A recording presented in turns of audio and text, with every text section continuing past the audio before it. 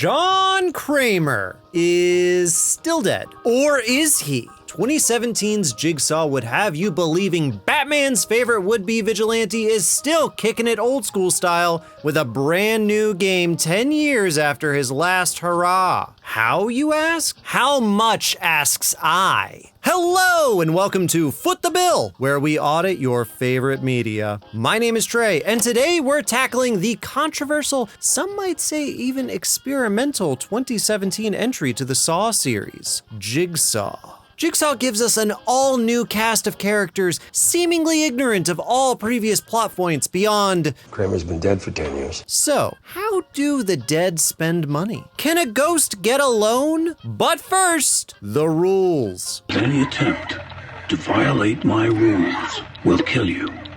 I want to play a game. No utilities get charged. All prices are calculated in the year depicted on screen. For us, that's presumably 2016 to 2017, unless otherwise noted. I'll permit scavenging when and where appropriate. This round of traps takes place in a barn owned by Jill's family, so anything that's strictly and exclusively barn-related can be forgiven. With all his former apprentices tossed to the wind, can John's corpse afford yet another game a decade later? Let's do Jigsaw's accounting and find out. The movie opens to action! We're widescreen, baby, and there's a car chase going down. The man on the run is Edgar Munson, suffering from a face of copiophobia. That's a fear of cops. He's gunning it for the roof because Edgar Munson is hosting a party.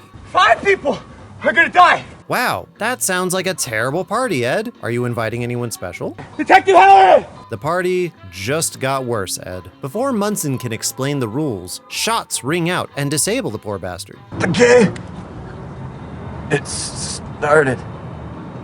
A title screen buzzes and we're thrust into a cold, concrete room. 5 victims with 5 buckets on their 5 heads wake up to chains running the length of the room to 5 sheet metal walls covered in saw blades. As the lights come on, I present to you Buckethead Alive. Prog metal never dies. The room contains 5 victims, all surveilled and sedated with a large timer and security camera looming over them. That camera implies the existence of a surveillance system, as evidenced by the voice of none other than John the Jigsaw Kramer coming in over that speaker.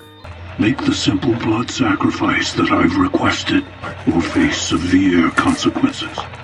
The choice is yours. The 5 are chained by the neck with a bucket electromagnetically fixed to their collars, which are also electromagnetically clasped. At the other end of the room are 5 doors of sheet metal containing 10 12-inch blades and 1 24-inch blade. Ooh.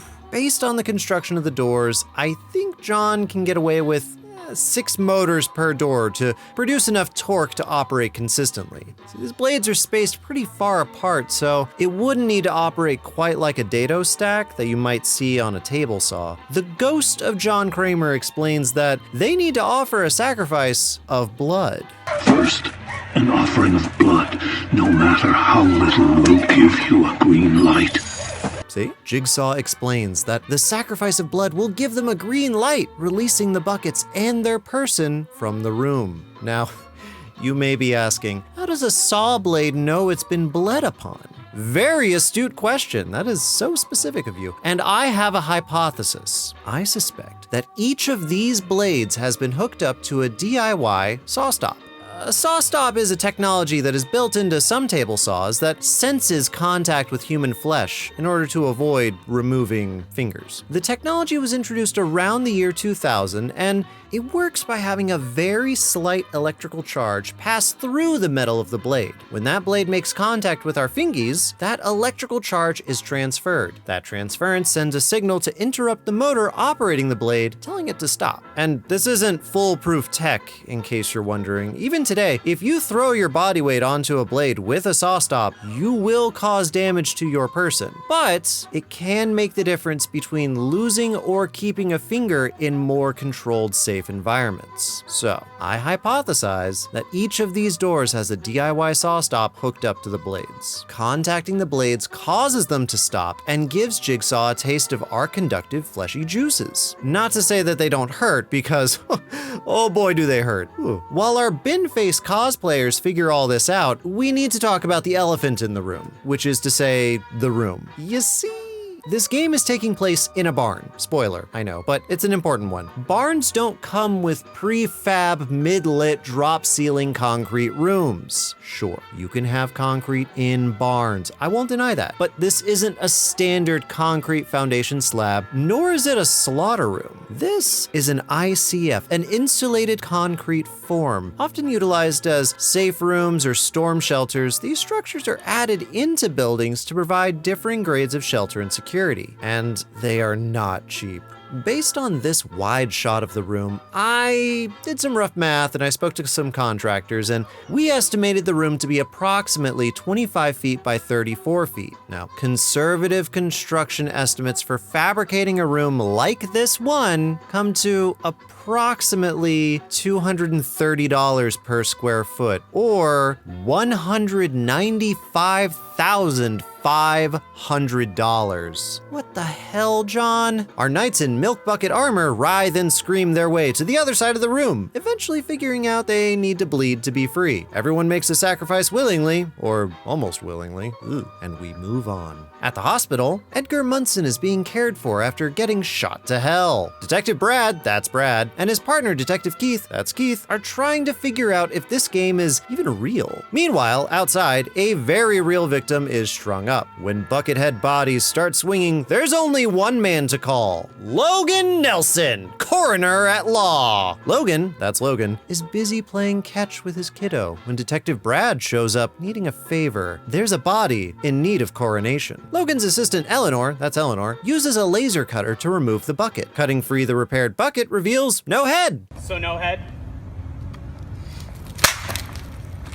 Also, I'm pretty sure everyone in the room should be wearing those yellow safety glasses, but what do I know? Tucked away in the body's throat pocket is a secret, a flash drive with a phrase engraved upon it. And then there were 4. On that flash drive is a voice recording from none other than Jiggy Sawson.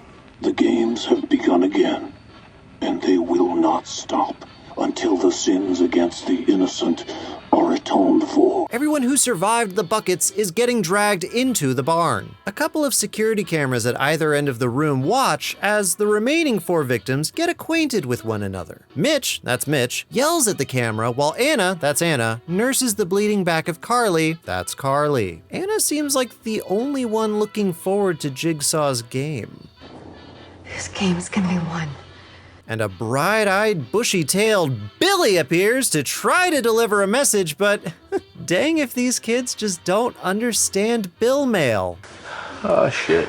It feels like forever since we've gotten to charge for a new Billy, and this is definitely new. Shiny eyes, long legs, what a looker. Around his neck is a note that says, confess, a microcassette player, and we can go ahead and charge for a 10-pack of tapes to go with it. Mitch goes to wrestle with the safe door embedded in the wall, which Billy finds hilarious. 5 winches activate somewhere high above in the ceiling and start hauling the victims forward. Anna gets the bright idea to wrap her chain around some razor wire, but to no avail. The gang turns Catholic and start to confess their sins. Mitch confesses to being a used bike salesman, only half as bad as a used car salesman. Anna confesses to some marriage trouble, but the motors keep motoring. Finally, Mitch gets the bright idea to grab the microcassette recorder, upon which triggers the motors in the ceiling to seize and the pulley system to disengage. Neat.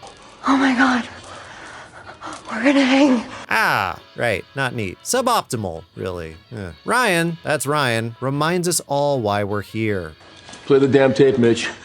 Before getting jump scared by some needles. Ah, and they're carrying math. Ah! Jigsaw's voice bursts back into the room to talk about blood and fingers. There is a desire to point fingers at me for the blood that has been shed. Unless you turn that finger inward, I assure you, more blood will be lost. The tape challenges Carly to confess her sins or suffer the consequences. I present to you, math is hard.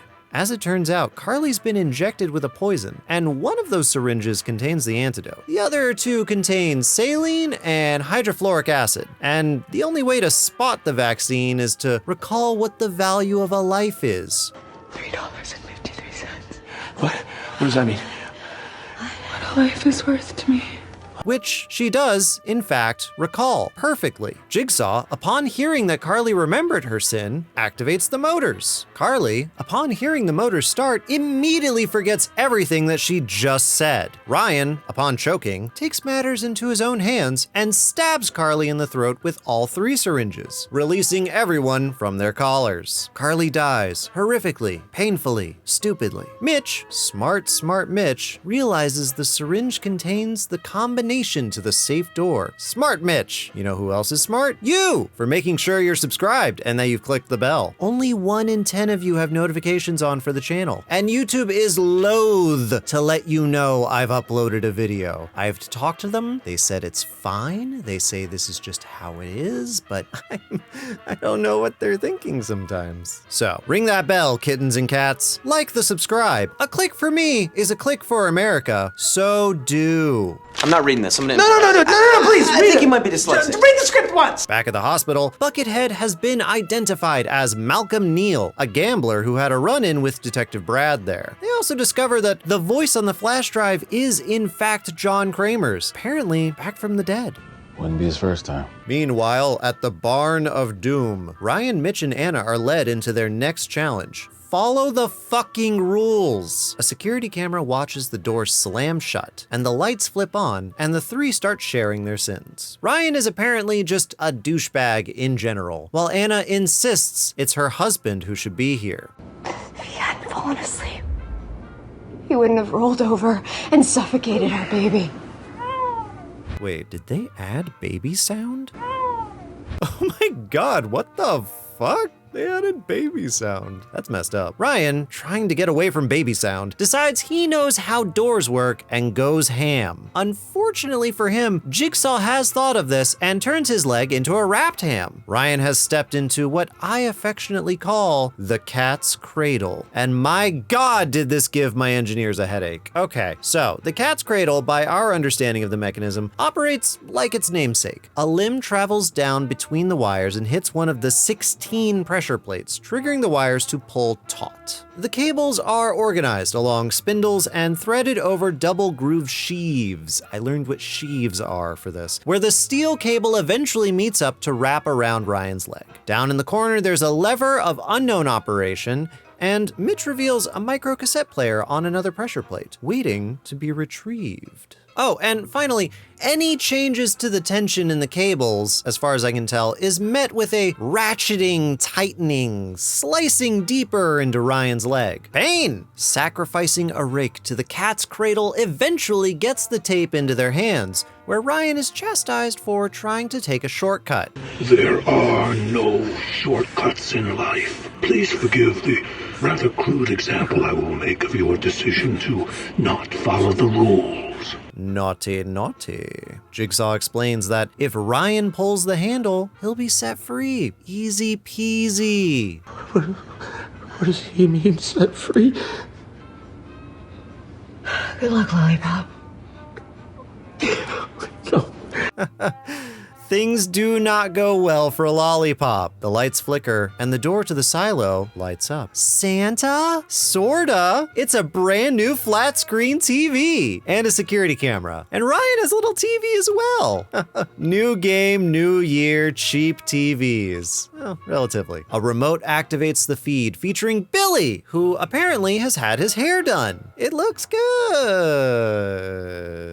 Also, I think this might be a live feed because Billy is very aware that it's Ryan who will have to save the day. Ryan, if he pulls the lever before you're buried alive, you will live. Ryan, free yourself to free them.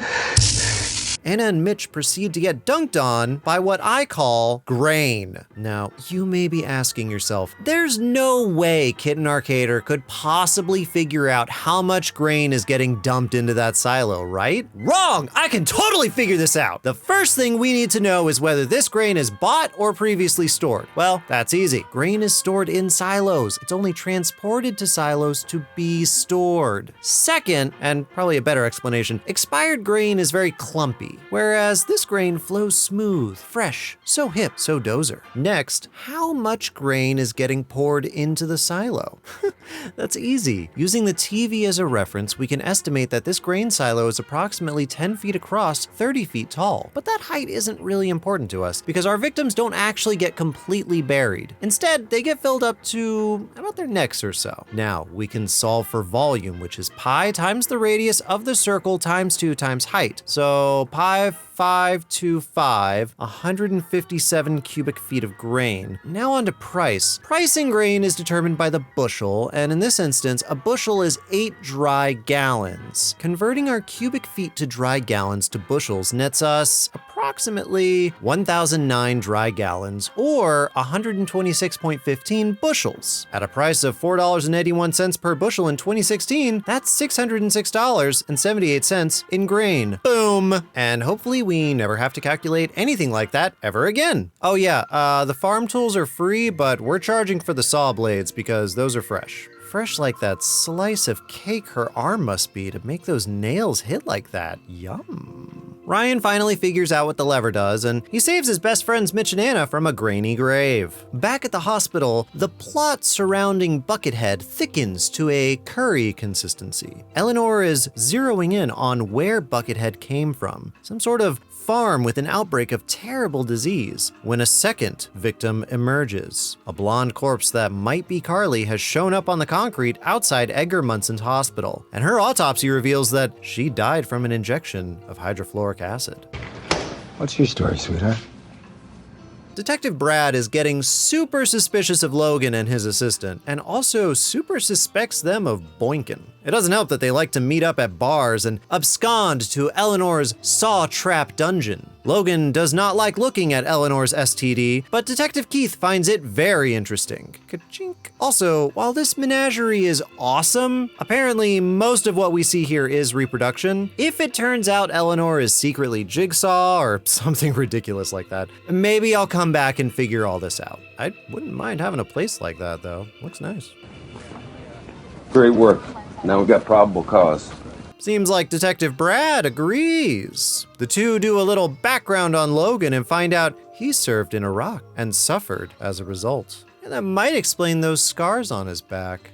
Back in the barn, Ryan's being lazy while Mitch discovers that the next puzzle is just for him. Turns out that play button activates a giant crane game. Hello, Mitch. You've admitted to selling a boy a motorcycle. $600 for a bike that you listed in excellent condition, even though you knew the brakes were faulty. Mitch confesses he sold a bike, but it turns out he sold a bike to John Kramer's nephew, and the bike was bad. In a John Wick twist of fate, Jigsaw has turned a motorcycle into the largest, worst blender ever, powered by the same engine that Mitch sold. Jigsaw presents Will It Blend? Don't breathe this. The goal is simple. Mitch needs to pull that brake lever to stop the bike. The brake lever happens to be at the bottom of a very stable, very smooth giant spiral death blender. The machine itself is simple-ish. A modified Honda VF 500C V30 Magna has had its back wheel turned into a giant gear, or had its back wheel replaced by a giant gear. And yes, because of the precedent, due to the lawnmower gnomes, I will be charging for the gas, whatevs. One day I'll go back and recalculate all of those lawnmowers because they have no fuel injection pumps, so they wouldn't be able to operate upside down. My God, my God, my God. There are 6 fancy lights at the base and 6 much fancier lights above the blender, and its exterior is guarded by more razor wire. Finally, we've got Mitch's crane game set up. We don't get to see it necessarily, but it has to work on an axis in order to pick Mitch up and move him over the blender. Speaking of, holy hell. Okay, so we've got steel, we've got aluminum, we've got one of the largest machine gears I've ever seen with more teeth than I can count. I could stop and count, but I will not count. We've got whatever god tier bearings are in there to allow that kind of smooth spin operation from a single source of motion. This is Jigsaw's finest engineering at work. I cannot lie. And also one of his most expensive. Thankfully, Anna manages to block the back wheel, giving Mitch the opportunity to pump the brake, right? Right? No! Ooh. Back at the hospital, Ed is missing! As it turns out, someone nefarious snuck into his room and shot him up with a dose of Narcan. Man, I hope he's okay. Meanwhile, across town, Jigsaw's tomb is being untombed. Since they found his blood under a victim's fingernails, I guess they need to make sure he's still dead? Oh shit, they found Edgar! And John's gone! Vampire! There are vampires in Saw! The immediate response is to raid Eleanor's STD castle, where they find a very sloppy corpse. Vampires! I'm telling you! Detective Keith isn't entirely convinced, but he goes to pick up Logan. Logan submits, but argues he's being framed. He thinks it's Detective Brad who's behind all of this, and there's grounds for it. You see, Logan knows Keith is with Internal Affairs, and Brad's got a bad rap. All 3 victims that have been found were tied up with Brad's cases. Logan's throwing some heavy accusation, but he's got proof. I don't think it's personal. You know you called him out for screwing up slam dunk cases. Said he was a moron in the press, twice. No, I said he was an impulsive asshole. Twice. It might be personal. In truth, Brad was responsible for the murder of Logan's wife walking free. Ooh, that stings. Even so, Logan wins over Keith. He opens up Munson and reveals the bullet that killed him came from Brad's gun. And then Eleanor jump scares Logan. She thinks she found the farm and wants to go in guns blazing. Logan's not so sure and thinks it might be a sex thing. You know, I think she might get off on this shit. You get off on this shit? Back in the barn, Anna is doing her best Ryan impersonation on the door, and this time it's working. Anna! Don't leave me! Anna! Anna gets maybe 2 deep breaths of fresh air before she's sedated by a pig mask. Bummer. Anna and Ryan come to, shackled in a room. A man stands in the center working on what I can only assume is a calliope of pain. That man is John Kramer! Jigsaw! Vampire! Hello, Anna. What's going on? You're about to play a game. Anna knows Vampire John, and boy does John know Anna. He knows her sins. That baby what rolled over on that husband of theirs? Nope, that was wrong. That husband what rolled over on that baby of theirs? There we go. Yeah, Anna rock-a-bye-byed her baby into the afterlife and framed her husband for it. Asshole, but what about Ryan? That wasn't your test, Ryan. And that wouldn't have been necessary if you'd simply played by the rules. But you don't like rules, do you? Turns out Ryan's just some asshole. Yeah, now always has been. And for John, that's enough, apparently. Outside, Logan and Eleanor have pulled up to the farm, which is revealed to have belonged to Jill Tuck's family. The pigs have come full circle. Speaking of pigs, Detective Brad has also pulled up to the barn, and Detective Keith just found a little surprise. Totino's jigsaw pieces. The 3 enter the barn, armed and suspicious. The game still looks fresh, too. That's a lot of blood. John offers up another biology lesson. Did you know that pigs are highly compassionate animals? Before commenting on Anna's weight. We all have a thumb on the scale, Anna. You've been weighing in on the wrong side of the scale. And using that body image compassion to segue into Anna and Ryan's final game. That shotgun is their salvation. A game I call Shot Pun. Is your key to freedom. All they need to do is look inward, flip the script, and rethink their motives. In the bowels of the barn, Logan and Eleanor are debating whether Jigsaw is a vampire or a lich. Autopsy was performed on his body. He has his own grave. He's not. Jigsaw lives forever. For what it's worth, my money is still on Vampire. Before we can resolve this undead dilemma, Detective Brad bursts in to disarm Logan and Eleanor. But Logan flips the script on Brad and disarms him! Ha-ha! The two struggle, Logan is knocked out, and a chase ensues. Anna and Ryan debate the meaning of the game, which Anna interprets as her needing to kill Ryan. My only key to freedom is to kill you. Anna, always one for surprises, unlocks her freedom puzzle by shotgun blasting the insides of her face outwards. Gross! Yes, it turns out when Jigsaw said key, he meant he put the keys to their shackles in the shotgun shells. Womp womp. Anna dies, absolutely eviscerated, and Ryan cowers, legless and hopeless. That seems kind of familiar, actually. Out in the barn, an unseen assailant sedates Detective Brad, and he and Logan wake up in a room all too familiar, with collars all too sci-fi. These are goddamn laser cutters. What? That's right, Chekhov's laser cutter is finally in play. It's frickin' lasers! Jigsaw's voice crackles into the room. Hello, gentlemen. You came looking for the game. Congratulations. You found it. If you admit to the reason that you deserve to die, you can escape death. Detective Brad Van Helsing asks the hard-hitting questions. How are you alive? How are you still alive? And their game begins. It doesn't take long for Detective Brad to volunteer Logan to go first. Dick. Logan confesses. Okay, all right, John Kramer, it was me. I fucked up.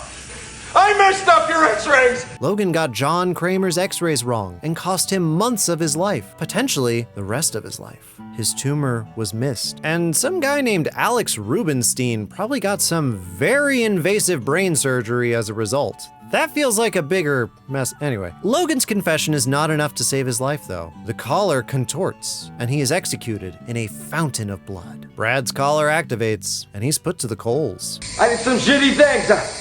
But the system's broken. I tried to fix it. Detective Brad comes clean and admits to being a dirty, dirty cop. People died because of me.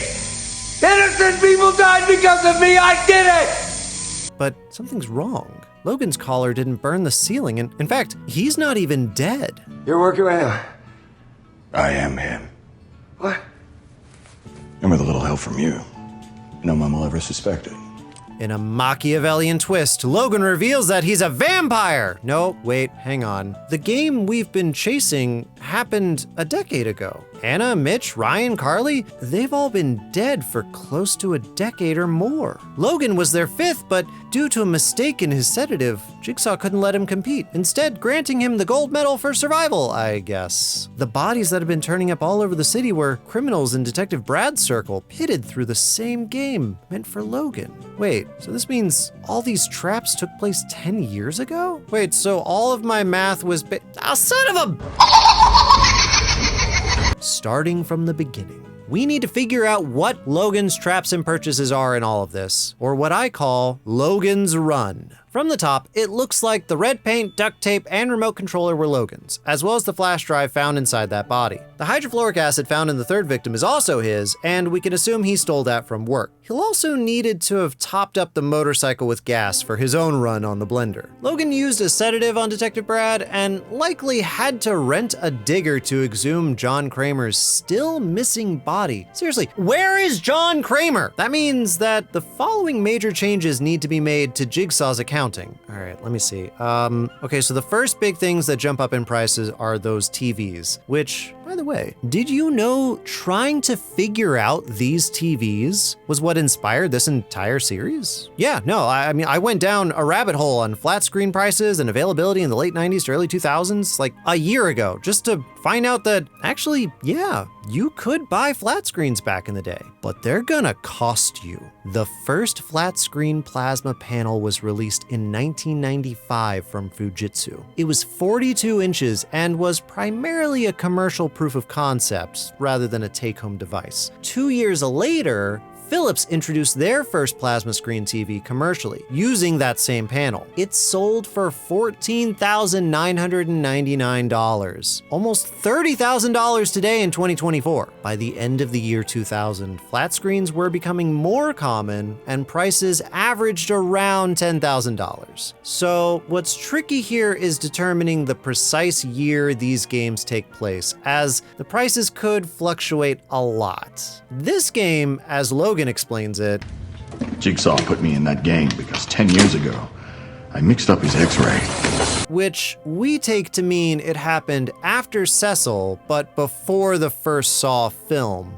Supposedly, John Kramer designed this trap for a game that took place before all the others. That means that this flat screen on sale for $6,999.99 fits our bill for the large TV in the silo. The little guy under the cat's cradle could go for around $495. So with the TVs settled, now we need to recalculate the price of that grain. That's actually not hard. We just pick a more historically accurate price and bada boom, grain. We can do the same for the gas and the motorcycle, float some of the prices and a lot of the steel hardware that we've been knocking around, and yeah, I think we're good. Okay, with our newly adjusted running total, please, Saw, never do this to me again. I am begging you. Let's continue forward. Logan built the laser collar trap, and he did a pretty bang-up job. Logan's collar was a decoy, so let's start there. First is the me or you box. There's some switches, sheet metal, big shiny buttons. It lacks a lot of Jigsaw's charm, but makes up for it in its comedic simplicity. Next, there's the aluminum collar rigging, that piston, the telescoping mechanism built into the wall. We've also got 7 compact lasers present, blood capsules, and what I assume is tubing linked up to the capsules to burst them, set to a timer or maybe a remote on the collar. Very clever, very clever. I think that recorder in Logan's hands is a Sony ICD BX140 digital recorder, which is neat because that's a natural evolution from Jigsaw's microcassette recorders. Logan will also have needed to surveil and sedate his victims, so let's include that here as well, but I'll discount the sedative since Logan's working out of a hospital. Logan reveals that Jigsaw patched him up after his mistake, and the two had some serious father-son torture device bonding building going on. God, this whole movie is just so post-Dexter, post-Hannibal TV series. I mean, it's written all over the aesthetics and the production, and especially Logan here, but Detective Brad isn't locked in a fake laser cutter collar. Oh no. No, those lasers are very real. Real enough to burn the concrete ceiling of the milking station anyway. Hang on a minute. So this is a pig farm, right? But I mean, this is a milking room for udders. Can you milk pigs? Why don't we milk pigs? Research suggests it tastes terrible and it's very difficult to do. And apparently pigs don't like to cooperate with being milked. So... Right, collar, yes. Okay, right, back on track. Logan reveals he's got a little remote controller to activate Brad's collar. And in a flashback with Edgar Munson, it's revealed Ed also got his own Sony ICD BX140. And it's revealed Logan was the one who shot Edgar Munson with an Accuracy International AWP rifle. Jesus, so extra with this guy. The aluminum collar rigging is the same as Logan's, as well as the piston and the telescoping mechanism. But those lasers, those damn lasers, what kind of laser can cut through an inch of solid steel and slice through flesh and bone like butter? Well, there are 2 options. The first is a CO2 laser, but further research tells me that these are fixed in place and it's kind of difficult to work with. Although if you get any facial plastic surgery done, like smoothing, you might end up with a CO2 laser powered way down, way down. The other option is a fiber laser, where a beam of light is shot down a fiber optic and concentrated at the end to produce a very strong laser that can be manipulated at slightly more conventional angles. Apparently, these little guys have been commercially available in China since the early 2010s, so lasers of this strength are, at the very least, historically, functionally accurate. Oh, what strength might that be? A strength capable of cutting through an inch of steel with ease? Oh, only 6,000 watts. This is the Raycus RFL C6000. It can drive a laser beam at 6,000 watts, enough power to slice through steel or or anything else in its path, really. Each of these lasers and their washing machine-sized power supply runs approximately $27,295.90 in 2017. That's per laser. There are 7 lasers. Now, you may be asking yourself, couldn't Logan just steal the lasers from work? No, not if they're $27,000 he can't. You try stealing a $27,000 laser from work. I asked some friends to steal one. They said no. Of course, none of this answers the question of how he's powering 7 6,000-watt lasers on an electrical infrastructure built for barn animals. And we definitely don't see how there isn't some sort of kink in the fiber burning the whole building down. But again, I'm not here to answer how. I'm here to answer how much. And that's $191,071.30 of lasers much. Anyway, Logan admits to being a necromancer. I speak for the dead. And splits Detective Brad open like a Demogorgon on Netflix, ending his line and this wacky-ass movie.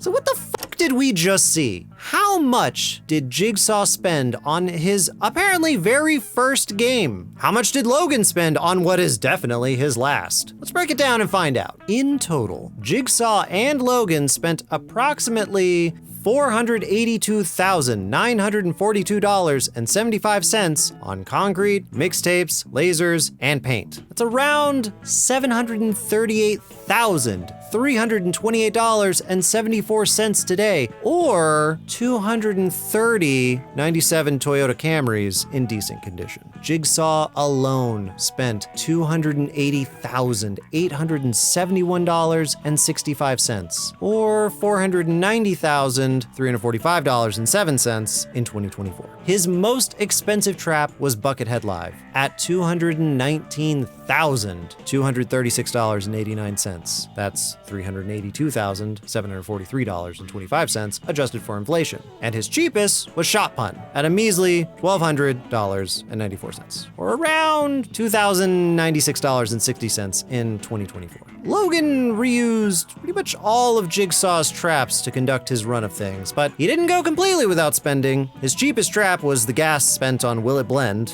$8.45, or the equivalent of $10.76 in 2024. While his most expensive was, yeah, you guessed it, the frickin' lasers at $193,134.28. That's $247,983.67 adjusted for inflation. Logan's total bill for this film is $201,662.70. or around $258,387.74 today. To think, he could have bought almost 2,000 iPod classics with that money. Think of all the tunes. Taking a look at our charts, this movie kind of breaks the scale quite a bit. If we rearrange these budgets by in-universe year, you can watch John blow all of his money at the start, and as he approaches death at the end, it starts to pick back up a little bit. And then his apprentices pick up the slack quite a bit before Logan obliterates everyone with lasers. We've also now pushed the running inflation total for the entire franchise to just under $1.5 million. And even without inflation, we're almost at $1 million spent on traps punishing people for not being better people. Yikes. I'll still go down saying John can foot the bill on this one. Aside from his beefy salary and a lifetime of work, he's been blessed with property and investments and bourgeoisie nonsense, meaning that as he died, he definitely could have pulled whatever financial strings necessary to make this happen. Maniacal, terribly managed. I would not want to be his fiduciary, but manageable nonetheless. Logan, on the other hand, well, he's a coroner on a coroner salary. Yes, he was also a medic in Fallujah, and he would have been compensated for his time overseas, but can he afford almost $200,000 in lasers? Well, let's see. When Detective Brad is looking into Logan's backstory, it's revealed that he served in Fallujah. Prior to that, he was a radiology assistant, possibly a radiology nurse. Finally, upon coming home and being released from the hospital, he worked as a coroner, and he's seemingly the head coroner of the hospital he's stationed at currently. With these 3 sources of income, I think it's plausible that if he had very careful planning with the financial advice of his adoptive vampire father, John Kramer, Logan just might have been able to foot the bill on this one.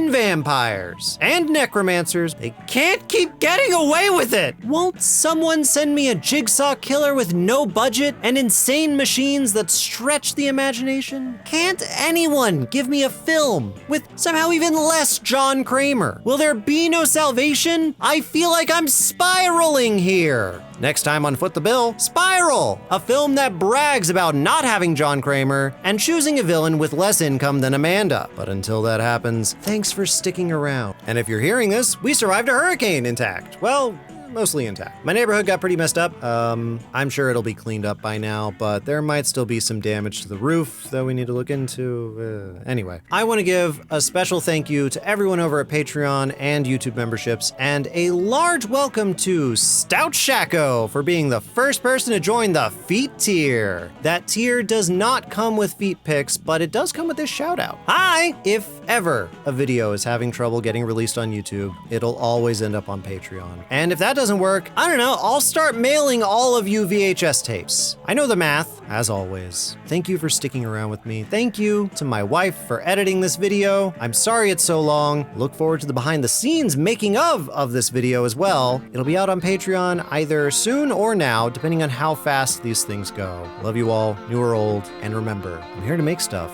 if you're here to watch. Thanks.